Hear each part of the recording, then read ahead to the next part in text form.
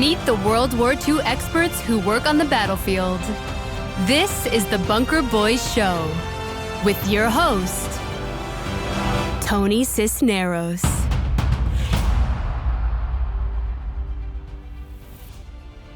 Hi everyone, welcome to the Bunker Boys Show. If you are even remotely into World War II, this is the show for you. We have a fantastic episode today. We'll be talking to Captain Dale Dye. He is the top military advisor in Hollywood. Join us also on July 8th, where we'll be joined by David Harper in Berchtesgaden, Bavaria, Germany. We'll be talking about the Obersalzberg, the Eagle's Nest, and how Hitler got started down there in southern Germany. What does it take to become a good leader? Well, I think it takes things like honor, discipline, courage, vision, integrity, just to name a few. Of course, a really good leader also has to be creative and he has to inspire people. John C. Maxwell said, "A leader knows the way, goes the way, and shows the way." And if there's one person that does just those things and has all those qualities and even more, it's Captain Dale A. Dye, the top military advisor in Hollywood. I'm super excited to talk to Captain Dye today. I have my friend Reg Jans to thank for getting us connected. Reg will be joining us in this conversation a little bit later. He'll ask Captain Dye some questions, but let's go ahead and get right into it. Let's bring on Captain Dale Dye. Captain Dale Dye, it is such a pleasure and a privilege to have you on the show today. Thank you so much, first of all, for your military service in the Marine Corps, and thank you so much for appearing on the show today. Well, glad I can do it, Tony. It's always a pleasure to talk to guys who have kindred spirits and similar interests. So I want to be clear with our viewers about your military service. You served, if I'm not mistaken, 31 combat missions when you were in Vietnam and other locations. Is that right? Yeah, through multiple tours. I was there 67, 68, 69, and 70. So. Yeah. Is there one thing, I guess in the military you learned so many different things, but is there one thing at the top of your list that you have taken with you your whole life from your time in the military? Something at the very, very top? Well, I think what stays with me is the concept that there are things in life that are more important than an individual, more important than yourself, and that there are things worth serving, worth sacrificing for. Among them is this nation. And certainly the men and women I served with during the Marine Corps. Combat is a unique experience, and that's certainly understating the case. And I was in some pretty tough stuff. Tet of 1968, I fought in Hue, which was a meat grinder of a battle that I don't think anybody was really ready for at the time. What I discovered there is that the intensity of combat demonstrates the absolute full gamut of the human experience. You see the absolute best of mankind, and you see the absolute worst of mankind, and that's always stayed with me. That experience, I think, has shaped a lot of my opinions about my fellow human beings, and about service to the nation and about what it's worth. And I don't begrudge a moment. Even the bad times were good in 2 decades of service in the Marine Corps. And of course, it led to a second career doing motion pictures and television, which I think has certainly been gratifying and rewarding. So let's talk about that. How did you get from Vietnam to making movies in Hollywood? When was the idea born? Well, there were a few years in between Vietnam and Hollywood. I had to finish out a career in the Marine Corps and did some time. My last semi-combat assignment was Beirut, Lebanon, 82, 83. But when I finally decided to retire, when I finally decided that it was more of a young man's game and us old poops ought to get out of the way and let young guys get up and lead, and hopefully we left them a legacy and an image that they could use. What I decided, I really was at a kind of a loss, Tony. I wasn't sure what I could do, what I could bring to the civilian table, if you will. I knew that if I didn't do something that would sort of scratch my creative itch, that I'd end up, on a bar stool at the local VFW and become the barfly telling, sea stories. Or if, I'd been shot too many times to want to be a cop on today's mean streets. And I knew that if I went to work as a cubicle rat, I'd be a suicide in 6 months. So that wasn't going to work. So I sat down and did some, I guess what you'd call fuzzy-headed navel gazing. I tried to see, what's this guy die? What's he got to bring to the table? What can he do with himself? And what I discovered was that the common denominator really was that I was a movie fan. I'd seen almost every military movie there was because that was my life. But the common denominator there, or the thing that seemed to jump out at me when I thought about military movies, was that they pissed me off. They just weren't us. They weren't the people I knew, the people I served with. They didn't depict us properly. And I couldn't for the life of me figure out why that was. I mean, can't they get this right? I see credits, run and it says somebody was the technical advisor on this thing. And it was some, retired officer or a retired senior NCO. And I said, well, how the hell do they let him get away with that? That's nonsense. That's not us. So I said, when you can do a lot of things that people tell you can't do when you're ignorant. And I was certainly ignorant at that point. I had no idea how movies were made or what it took to become involved in movies. So I did kind of a Marine Corps thing. I just fixed bayonets and off I went to LA and I tried to get to know some people who worked in the industry, figure out how this game was played, who these people are. How can they get this stuff so wrong?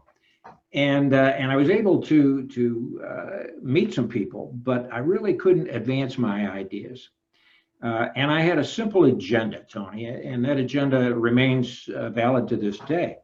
And that was that I thought somebody in the popular media ought to shine some long overdue and well-deserved light on the men and women who wear our uniform.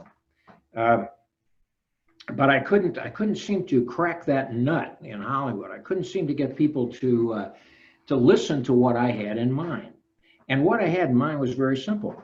The reality of military service, the reality of the way we think, the way we feel in our guts and what motivates us in our heart is so much more dramatic than the cliches I was seeing on the screen. Somebody's got to understand that. Well, I understand it. Why can't I get these directors and writers and producers to understand that? Well, I was having no real luck with it. And I was, frankly, after about a year, I was about to give up. And I had learned to read the trade papers, Daily Variety and those kind of Hollywood Reporter, that sort of thing. And at one point, I saw a small notice in one of the trade papers. I think it was Daily Variety in Army Archer's column. And it said, a heretofore relatively unknown writer-director by the name of Oliver Stone was going to do a movie based on his own personal experience as a combat infantryman in Vietnam. And I said, geez, there it is. I mean, if anybody knows that war, I know that war. And here's a guy that's been there, that's actually going to make a movie about it. So I got to get to this guy.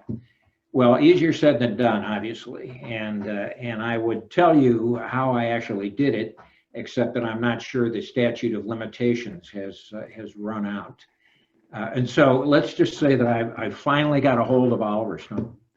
And I did my best 2-minute pitch with him. I said, if what I read in the papers is true, and you really are going to do this great story about who we really were and what really happened in Vietnam, then you need me. And I think anybody else probably would have had me arrested and thrown out of the place. But Oliver Stone's kind of a unique filmmaker. And he understood, because of his own personal military experience, what I was talking about. I was talking about training and isolating the men so that they could absorb how we felt, how we related to each other, and the things we did. And in order to do that, I had to isolate them and train them. Well, he bought into it, and he gave me about 33 actors who were relatively unknown at that time, but now have become quite famous. Charlie Sheen and Tom Berenger and Forrest Whitaker and Johnny Depp and on and on and on. And I took them into the mountains of the Philippines. And for 3 weeks, they lived like we lived in Vietnam, and absolutely no outside contact. I put them in that mindset that we had when we were 19 years old in Southeast Asia. And I talked to them very sincerely. Every evening we would have a thing called stand down. And it was the one time during the training day they could ask me anything they wanted, and no question was off limits. And I spent that time trying to get them to understand, because actors deal with emotions and they deal with psychological concepts. It's part and parcel of what they do. And so I wanted to introduce them to those things as we knew them in Vietnam. And I think I did a pretty good job. We finished that little $5 million movie. That's all we had, which is chump change in today's world. And we brought that movie back to the United States and aired it. And it won 4 Academy Awards, including Best Picture and Best Director for Oliver. And he was very kind, Tony, to publicly recognize at the Academy Awards what a major asset I was to the making of that movie. And so from that point on, the phone started ringing. I didn't have to go down and accost people anymore. They figured, well, whoever this guy is, he's got something. So let's get it done. And that's led to some really great relationships with some of Hollywood's greats, Steven Spielberg and Tom Hanks and a whole host of others. I don't want to sit here and drop names on you. But it's also led to about 50 or so movies and television programs that I've done. And it, lo and behold, for some unknown reason to this day, it made me an actor. And so I do that. And then that's kind of how it happened. That was a long-winded Shaggy Dog story, but there you have it. That's okay. When you had this idea, sir, was there any, you didn't have any guarantee this was going to work. This was something totally new. You blazed this trail right through Hollywood, and it appears that everyone's following your lead when it comes to making military movies about war these days. So you had no guarantee. How did you know this was going to work? I didn't. I didn't, Tony. What I had was a real case of the hard ass. I'm just that guy. I don't accept defeat well, and I don't give up easily on anything. I never have. That served me well in the military. It served me, yes and no. Sometimes being as hard-headed as I can be didn't serve me well in the military. But I absolutely felt that those men and women who have served our nation in the military, in particular those who've made sacrifices when they've been wounded or when they've been killed in action, deserve better treatment. And they've gotten fairly good treatment in popular novels and books and that sort of thing, but that's not where America is today. And I think one of the insights that I had was that young Americans are much more likely to respond to messages in the popular media than they are in those big, thick history books that we all used to be forced to read. And so I thought if I'm going to give them that recognition, if I'm going to shine that well-deserved light on them, I need to do it in the popular media. Now, there was a certain hubris, I call it, in Hollywood. And that hubris was, you have to remember, this was in the immediate post-Vietnam days. So there was a stigma over having served in the military, in particular, having spent 2 decades serving in the military. And people in Hollywood, in the Hollywood closed closet creative community, sort of felt in general that nobody who had served in the military could possibly be creative. I mean, hell, if you're a creative person, what are you doing in the military? Why aren't you out here making movies and television shows like we are? So I had to defeat that hurdle. I had to demonstrate that I was indeed or did have a creative bone in my body and could contribute to creating dramatic movies, funny movies, anything to do with the military. I pretty well knew it. And I knew that if I did it right, and nothing succeeds like success, of course, but if I did it right, that they couldn't help but recognize that this is the right way to do these things. This is the right way to prepare actors. Look, military service is not a common thing these days, and it wasn't shortly after Vietnam. And certainly after the draft ended, it was not a common thing. And even less common, even more rare, was combat experience. So it occurred to me that what Hollywood and the creative community writ large needed was somebody who was creative on one hand and had that military experience on the other hand. Sort of like happened with a few filmmakers after World War II. And I really wanted to get that done. And so I did, and it had to do with not giving up on the concept. I knew I was right. I just needed an opportunity to prove it, and Platoon proved it. And I can't even remember what question you asked now, so I'm just rambling. But that's okay, sir. I think it's definitely you're honoring veterans by getting it right, and I think there's a great merit in that. There's great honor in that, because it's not just for yourself, but everybody else out there that served, that knows the difference, that can see the difference. It's important to them. So I think it's an incredible job that you're doing.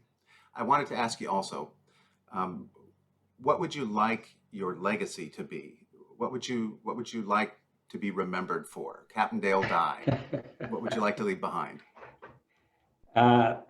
I suppose I think I was interviewed once by one of the major newspapers in the United States. I frankly can't remember which one. And there was a comment in the story. It might have been the LA Times. Jay Sharbut, who's dead now, unfortunately, but a great guy, said that if there's one thing to remember about Dale Dye, it's that he changed the way Hollywood makes war movies. And if that's true to any measurable extent, I think that would be a nice legacy. That would be a nice thing to leave for the world. I certainly agree. I would go even beyond that. I would say you have changed the way people look at war. I hope so, because that was one of my intents. The more we know about the devastation of war, I think the more we'll think before we get involved in it. Now, recent events may have proved me dead wrong, but that doesn't mean I'm going to give up on the concept. Yeah. We need to understand that when we go to war, when we send our sons and daughters, it needs to be worthy. It needs to be worthwhile, because they're not all going to come home, and it's going to get pretty brutal and pretty ugly. That's what combat is. And I think part of my mission, if I had one at the time, was to make sure people understood that. I felt that the men and women that I had known, and the pain that I had felt personally, shouldn't be forgotten and shouldn't be whitewashed, and certainly should remain a factor in whether or not our nation goes to war. I agree. That sounds like a peacenik. I'm not him, but anyway, go ahead. No, I mean, I've always said that if you can show the human side of war, that people connect with it a lot better. It's the emotional side. These aren't toy soldiers. These are real people. These are real lives in the balance at stake. So it's really important, and it's important for them to understand not just the battles, but the actual men and women who fight them. So I'd like to take just a short break, sir. We want to bring Reg, my co-host, on into the conversation. But before we do that, sir, I just wanted to say a word or two. Reg and I have talked at length about the impact that your work has made, Captain Dye, over the years. And in preparing for this interview, we reached out to some people in your life that know you a lot better than we do. We've come to realize that you are not only teaching actors how to wear uniforms correctly, not only are you training them how to fire their weapons right, but you somehow are making them better people. As we've talked to these folks, we've come to find out that you're doing a lot more than just making them better actors. If it's okay with you, sir, we'd like to just show you this short little video of some folks that would like to say hello to you. Would that be all right? Sure, please. Hey Dale, how you doing? This is Frank Wiley. I served with Dale in Vietnam in 1968-69. I give Dale more grief probably than any of the other snuffies, but if it had not been for Dale, I probably would not be alive today. He's the one that basically took me out the first time into combat. We all had nicknames. My nickname was Lurch. Dale's nickname was Daddy DA. And basically, if you look at Dale's initials, they are DAD, so it was Dad. But that was part of the reason it was Daddy. The other reason, he was the oldest of all of us. So he basically was our daddy in Vietnam. I'm glad that I could be a part of this. Dale, thank you for helping me as much as you did in Vietnam. God bless you, and Semper Fi. Hi, I'm Gunnery Sergeant Lynn Fulton, and I first ran into Captain Dye back in 1980 on Okinawa, Japan. I have enjoyed his books, his films, his TV appearances, and I know he's got a new book coming out. Looking forward to it. And thank you for everything that you've given us, Captain Dye. Semper Fi. Hey, what's going on, Dale? Just wanted to say real quick, thank you for all the help you've given me over the years, helping me with writing, just giving me great mentorship and counsel over the years, being a good friend. And I just value your friendship so much, brother. Thank you for everything you've done to keep these stories that these veterans have lived in the minds of Americans and to make sure Hollywood gets it right. G'day Dale, it's been a while. We were with you in Numinbah Valley in Queensland some years ago. And on the first day we saw you bring in 200 kids. We thought, holy mackerel, what are you going to do with these bloody idiots? Anyway, after the third or fourth day of the it's truth, these kids are looking like recruits. And after a week, bloody young soldiers. There were Japanese, Filipinos, Americans, Australians. I think that was about it.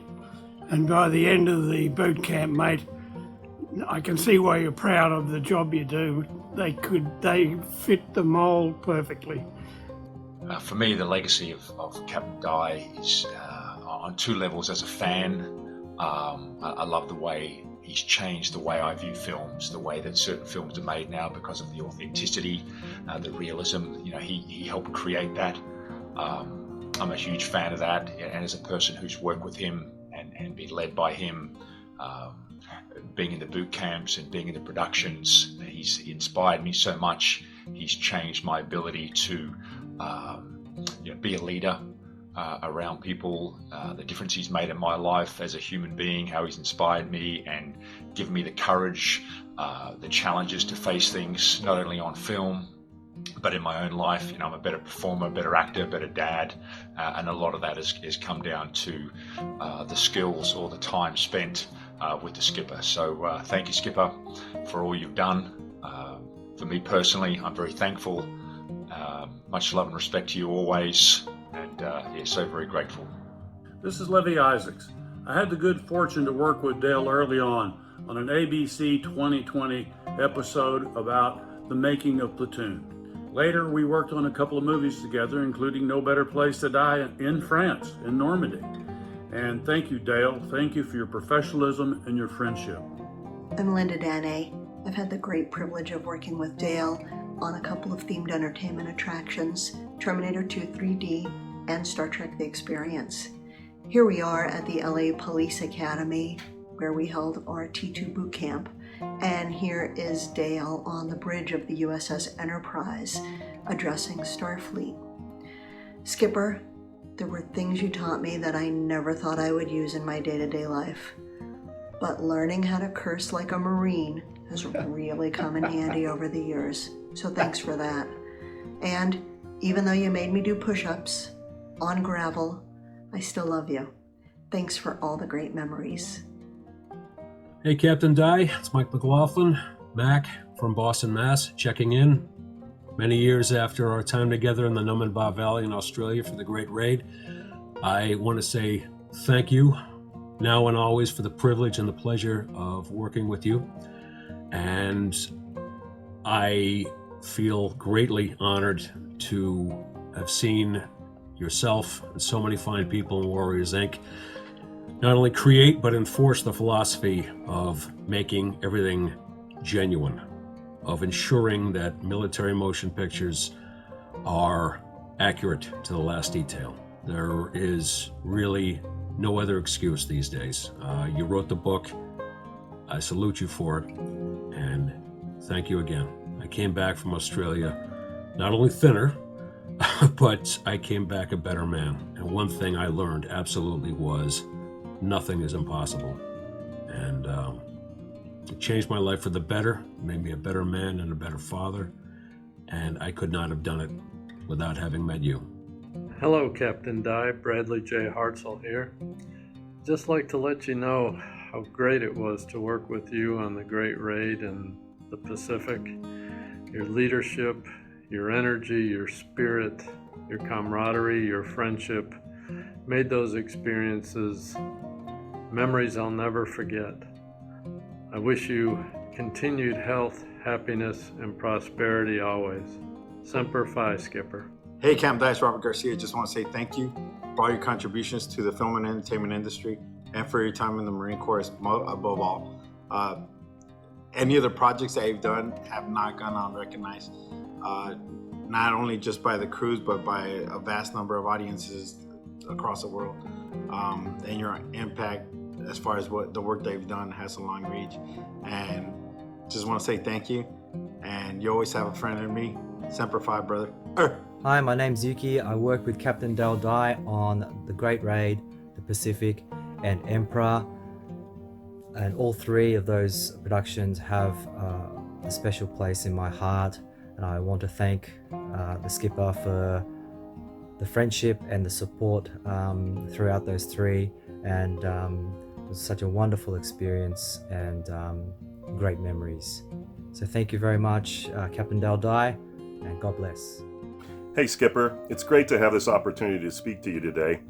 I had no idea back in the late 90s when I had a 2-day seminar with you that within a couple of years I would be joining the Navy Reserves, and a couple years after that training with Marines at Field Medical Service School.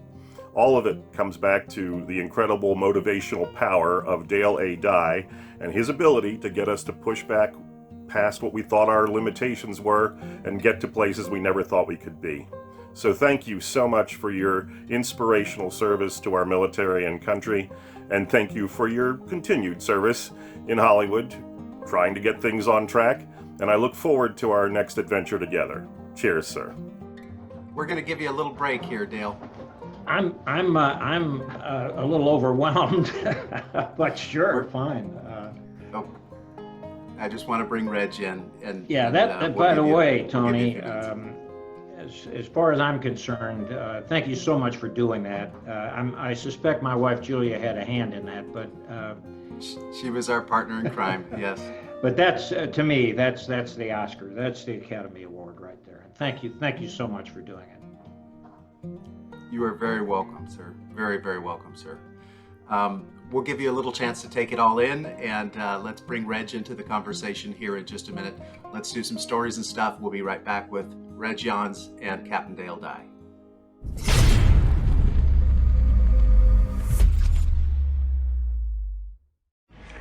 No bastard ever won a war by dying for his country. He won it by making the other poor dumb bastard die for his country. It's the opening line of the brilliant movie Patton. Is there anyone who doesn't love that one? George C. Scott did such an amazing thing portraying the great general. Now, the Patton family was not actively involved in the making of the movie, but they were introduced to George C. Scott after seeing the premiere.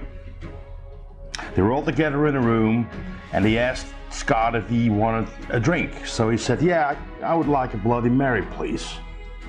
So they ordered a Bloody Mary for the actor. When he got his drink, he looks at it and he says, like, that's not a Bloody Mary. So he asked the Patton family to borrow him a coin, like, you got a quarter? So they gave him a quarter. He takes it and he drops it in an empty glass.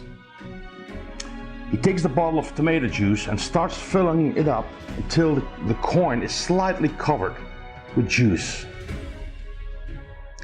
Then he filled it up with the rest up with vodka and he said, now that is a Bloody Mary.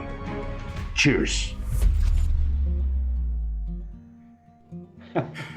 Reg, we just showed Captain Dye the first tribute video. He said it was really special for him to see all those people sending him messages like that. So Captain Dye, I just wanted to say that this was an idea born between the two of us, but I gotta admit, Reg did most of the work, reaching out to everybody. He was really doing a lot. Reg, I'll tell you, you touched me, man. I was telling Tony, for a guy like me to see that is the Academy Award, son. I mean, that's the Oscar right there for me, and it reinforces something that you and I have talked about before, and that is that when we're training, when we're getting ready to make a military movie or a war movie, especially a World War II movie, there's a great deal of education that has to go on because so many of the young men and women, as you know, are just barely conscious that there was a World War II and who the enemy was, and more importantly, what the stakes were, and the service and sacrifice that so many men and women made to keep us from becoming victims of tyranny. I mean, Reg and I have talked about that over beers, and frankly, he gets it. So listen, I owe you one for that. Thanks very much, Reg. I appreciate it. Well, I learned a lot from that too, because I reached out to a few people hoping to get like one or two guys sending us a video talking about you.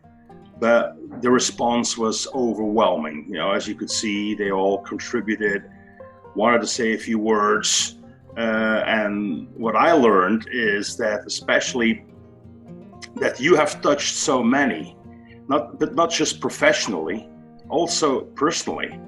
Like a few guys saying like, you made me a better dad, you made me a better person, which is amazing. That you're great in everything you do, is making the people better. And that's something I'm not sure if one can learn that, because I think it's a gift. I think it's a gift if you have the ability. I hope so, Reg. I mean, look, that's high praise, but I think it comes from my philosophy of leadership, if I really have one, because leadership is situational in many cases, as you both know.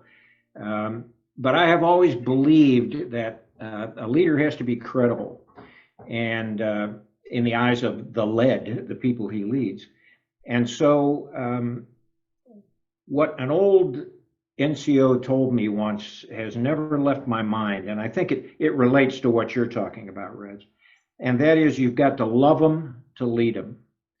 And if they know that you love them, that you care about them, then everything you do in terms of leading them or building their character or deepening their understanding works well.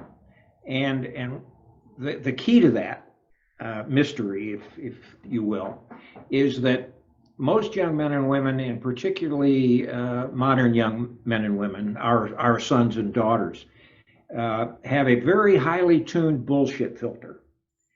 And they know if you mean it, if you do care about them and you're really trying to help them and you're really trying to improve, whether it's in a performance for a movie or a television or in the way they live their life or in their outlook, they'll get it and they'll understand it. And I've kind of used that as my touchstone, Reg and Tony, in terms of what advice and what training I offer to young men and women. And I guess for the most part it's worked, at least if what I hear from the people that you probably coerced into making those videos is true. But anyway, it's very, very touching, and I can't tell you how much I appreciate the effort. Yeah, well, the pleasure was ours, Captain Dye. But it's, there was one military leader who was getting ready to get married for a second time, and a couple of hours for his marriage, he told his future wife this. He said, listen, you do realize your place will always be second. And he was talking that on the first place would always come his men and his fellow soldiers. And you know who that guy was? That was Colonel Sink. Yeah, Bob Sink. Yeah. That was Bob Sink. I did know that, Reg. I really did. And it was one of the things that I tried to bring to the portrayal of Colonel Bob Sink as the CEO of the 506 Parachute Infantry Regiment. His family actually told me that had occurred, and it hit right home. I said, I absolutely get it. I absolutely understand that attitude and that outlook. And so I tried to bring it to my portrayal of Colonel Sink. Yeah, well, you did an outstanding job there, because if I can kind of share a little story, Tony, with our viewers. This, you can call it like a live stuff and stories and stuff part. But back in 2016, there was like a Band of Brothers cast reunion in Bastogne, and I helped them a little bit with the practical details and stuff. Now, that was like a large group of actors, like a great bunch of people, like a total of like 35 people. But every evening, they got together at one space to unwind, have a few drinks, to talk. But I was responsible for the schedule of the next day, so I had to get them quiet. Like, hey guys, can I have your attention? Can I have your attention, please? I just 1 minute, like everyone, please. And I was already losing my voice and stuff. a really hard time. On the second day, I had to do the same thing, and I was really exhausted. And I was about to start yelling at him again when Captain Dye was sitting right next to me, and he put his hand on my leg. He says, "Reg, stay there." And he got up, and without raising his voice, he said, "Boys." And just like that, and the whole room went quiet. And I was sitting next to Captain Dye. I was like, what was that? So I asked a few of the actors, like, hey, what was that all about? And they said, well, he's still the boss. Yeah, I remember that story very well, Reg. I thought you were going to lose your voice and your mind.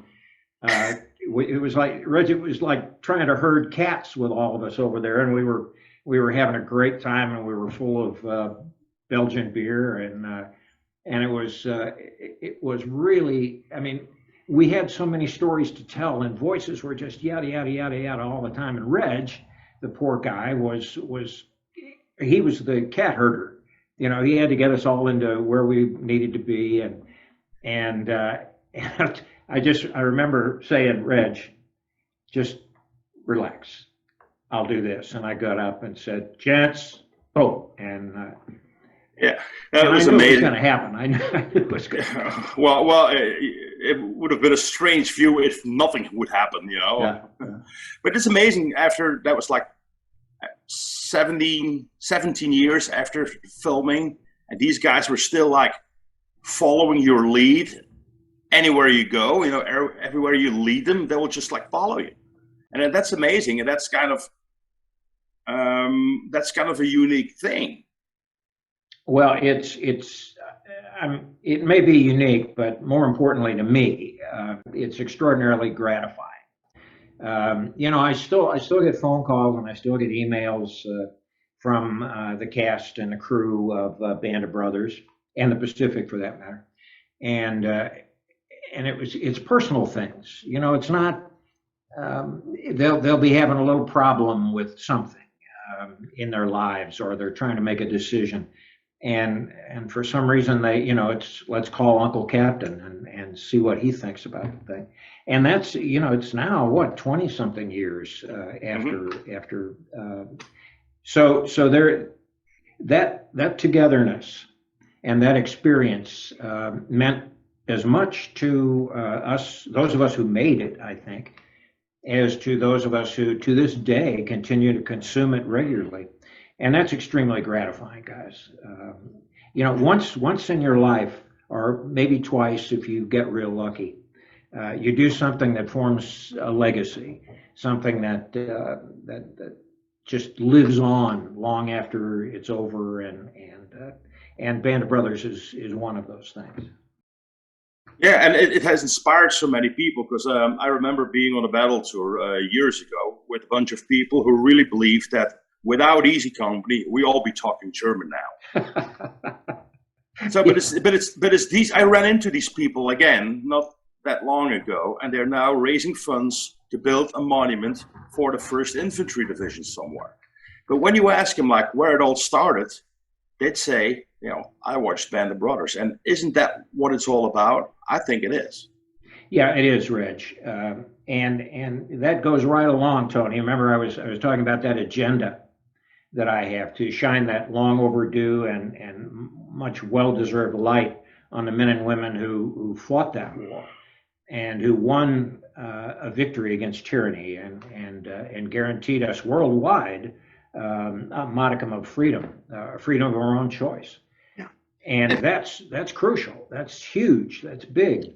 And the fact that Band of Brothers played a role in sort of reinvigorating that interest in those things, that's gratifying. That's what I wanted to do.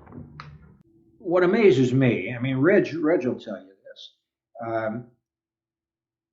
Europeans, especially French, Belgians, British, they have a real visceral gut feeling for World War II. They know, probably because their grandma and grandpa or their mom or their aunts or their uncles have told them what the reality was, and they were living it. I mean, for the most part, Americans had to get sent to Europe and sent to the Pacific to get that experience. But Reg's family, they lived it. You know, they get this. And so what I found was that Americans didn't. We had a generation that was ignorant of this.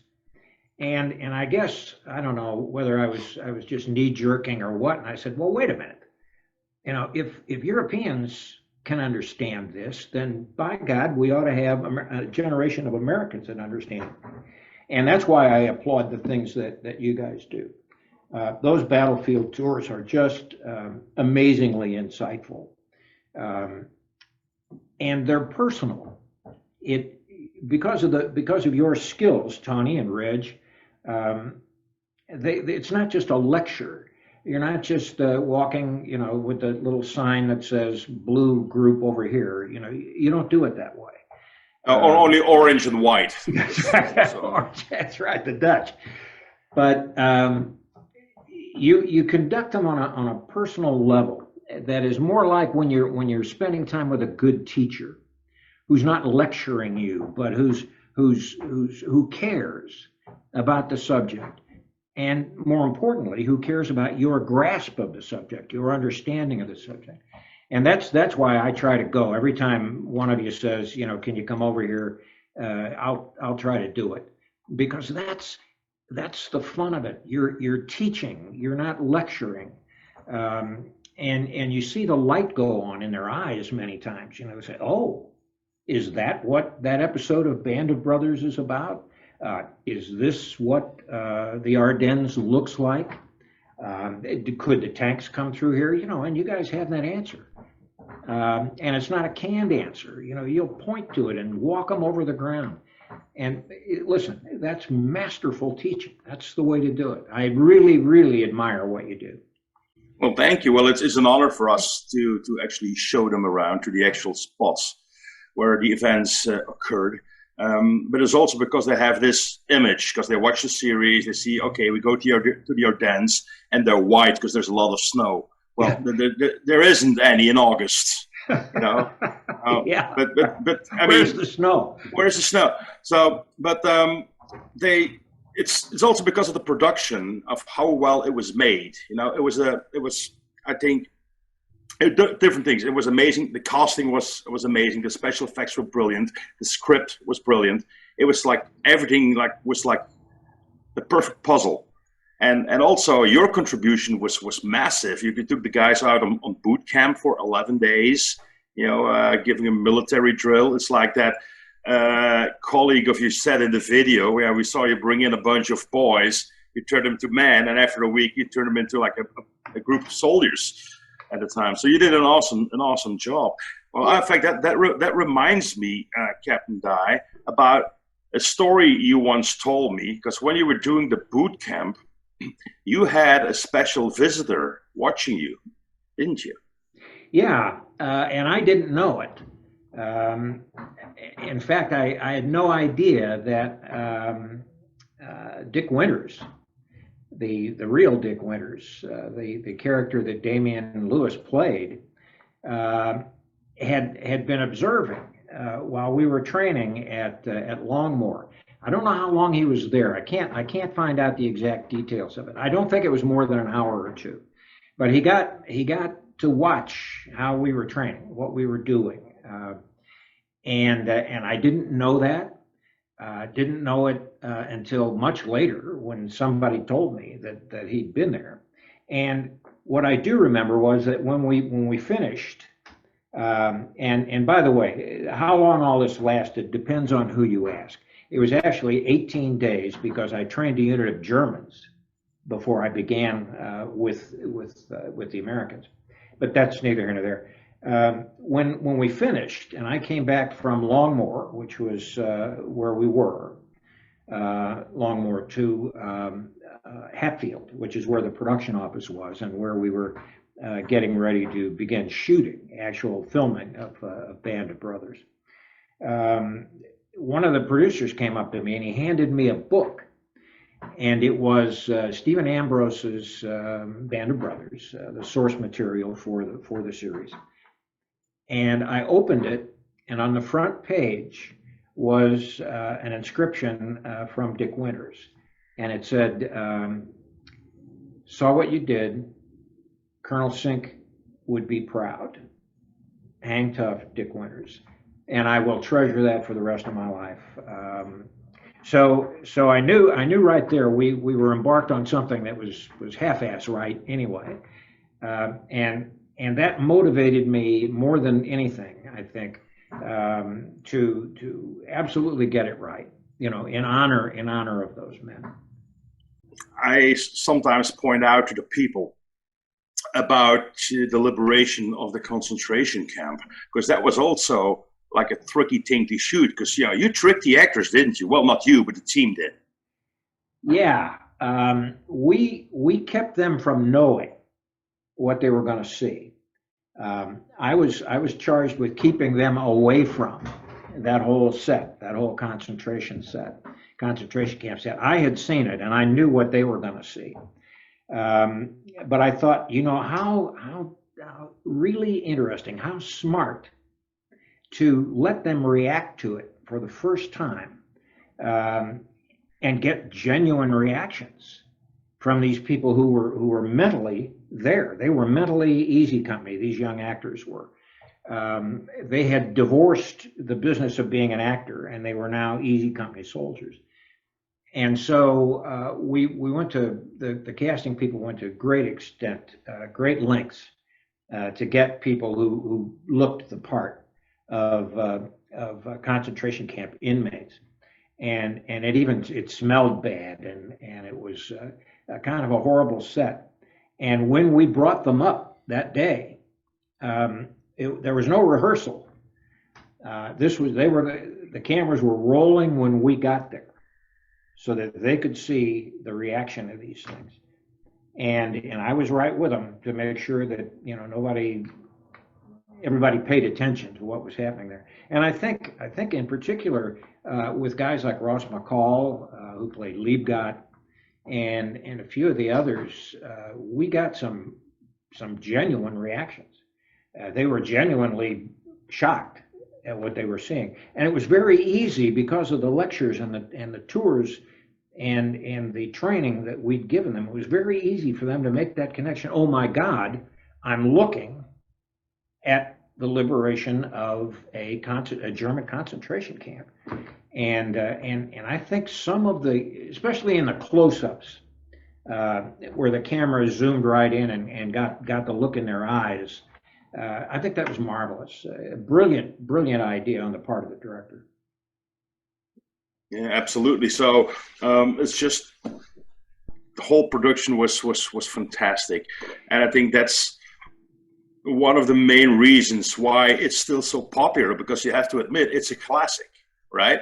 I think you're right, Reg. It is a classic, if I do say so myself, and I think one of the things that pleases me most about it, as well as its overall impact and its longevity, is every time I see it, I'll pick out a different scene, and I'll remember the lengths that we went to just get that little 3 or 4 seconds of something on film. I remember the Armory did such a marvelous job. We wanted a meat chopper, a 4 quad-mounted 50 caliber machine gun to cover the crossing of the wall, and it was we were only going to see it fire. We're just going to sweep by it with the camera in 3 or 4 seconds.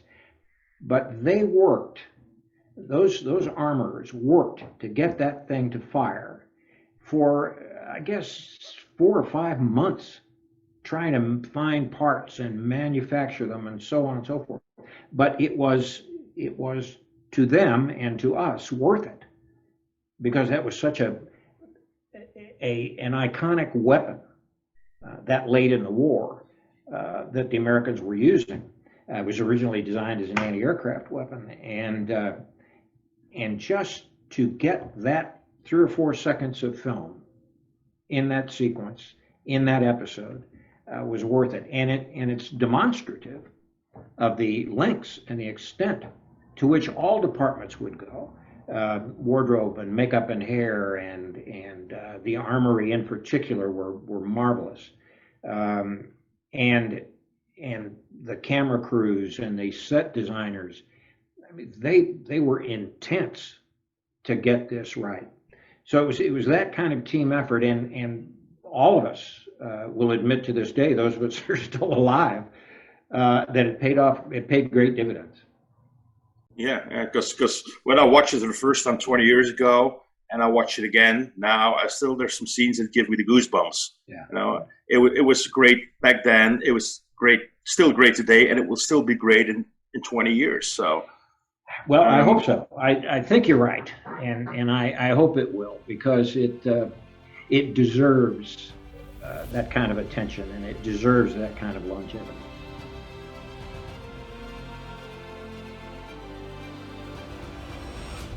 What can you say about Captain Dye?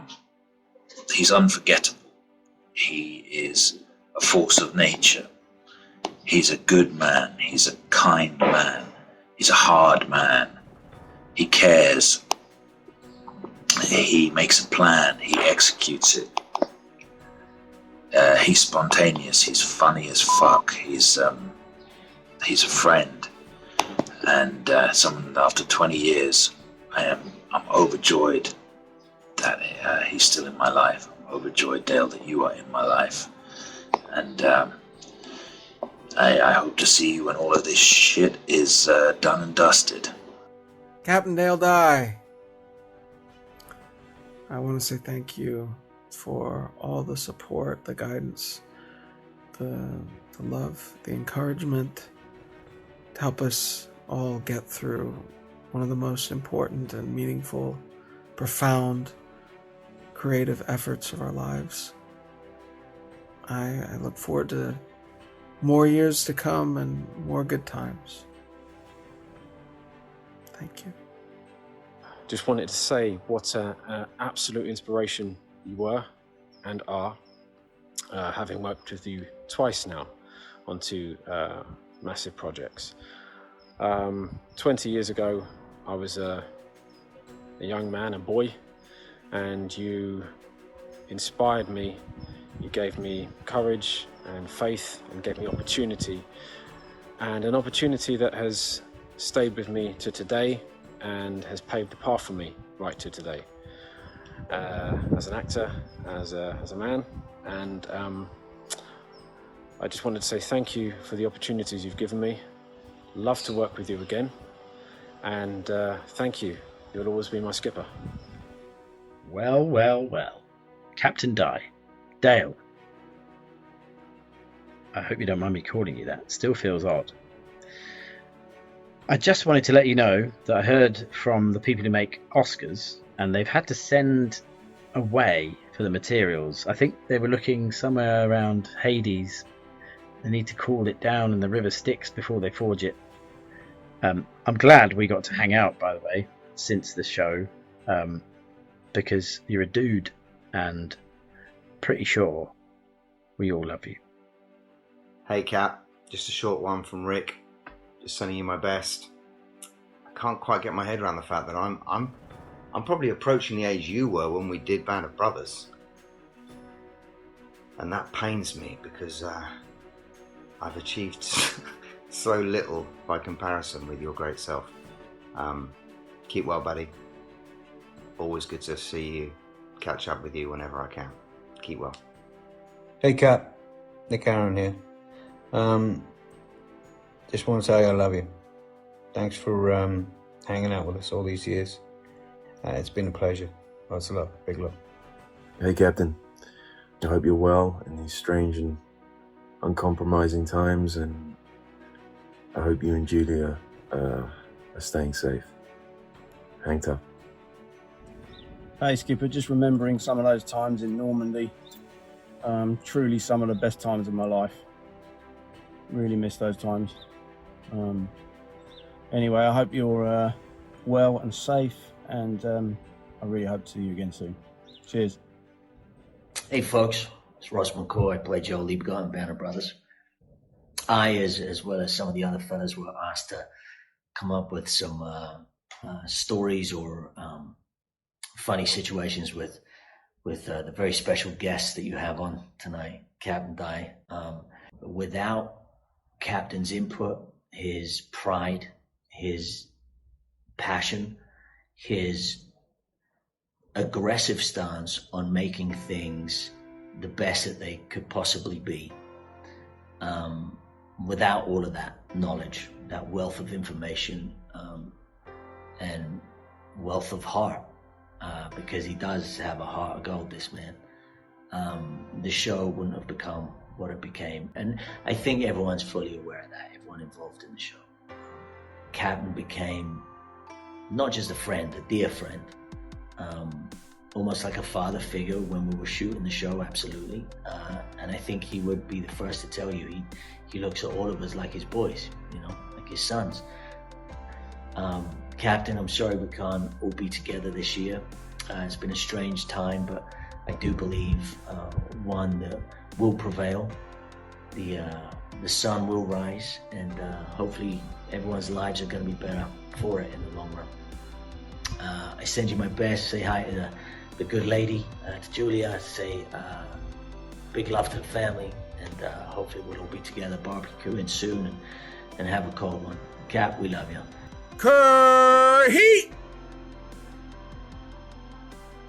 Guys, hearing testimonials like that, to me, is greater than an Academy Award, an Oscar, an Emmy, anything like that. That means that I did something that's more than superficial. So listen, I really appreciate you guys taking the time. We're kindred spirits, believe me. We all know the importance of knowing and understanding the World War II period and the legacy in Europe and throughout the rest of the free world, what that war meant, and the service and sacrifice of the men and women who fought it and who supported it. Your efforts often surpass mine in keeping it in the public eye, and congratulations for doing that. People come home from tours with Tony or Reg fired up about it, and that means you've taught it well. That means you've struck that spark, and that's what it's about, and that keeps you repeat business, and more importantly, in the overview, it keeps people appreciating the legacy of World War II. Thank you, sir. Very kind of you. Captain Dye, thank you again so much for joining us today. It was absolutely an honor and a privilege to speak to you. Good luck on those continued projects. Everybody, please keep your eyes open for Greyhound. That's one of Captain Dye's newest projects he worked on with Tom Hanks, and that's going to be coming on the cable networks here next month in July. So watch out for that. You can visit Captain Dye online by going to his website. It's daledye.com. You can also visit his company website, Warriors Inc. That's warriorsinc.com, his cadre of advisors that do all this work and help Captain Dye with these projects.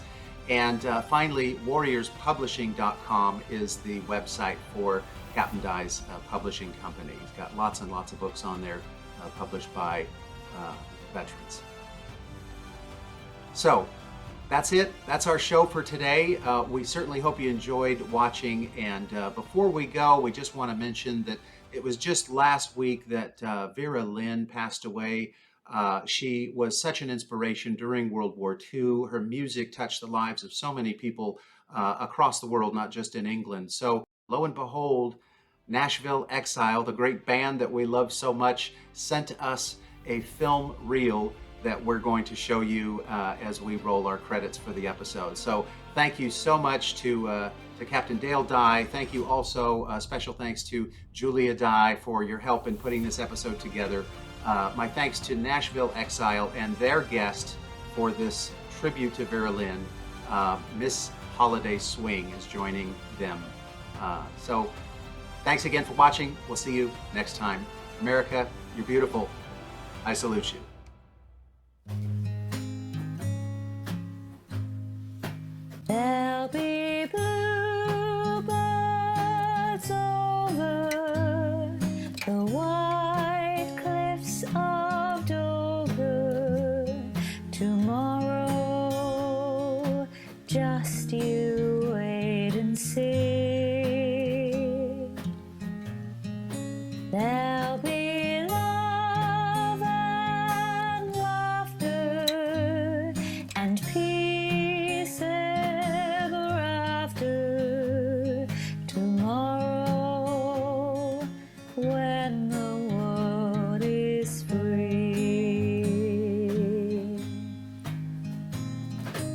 shepherd will tend his sheep.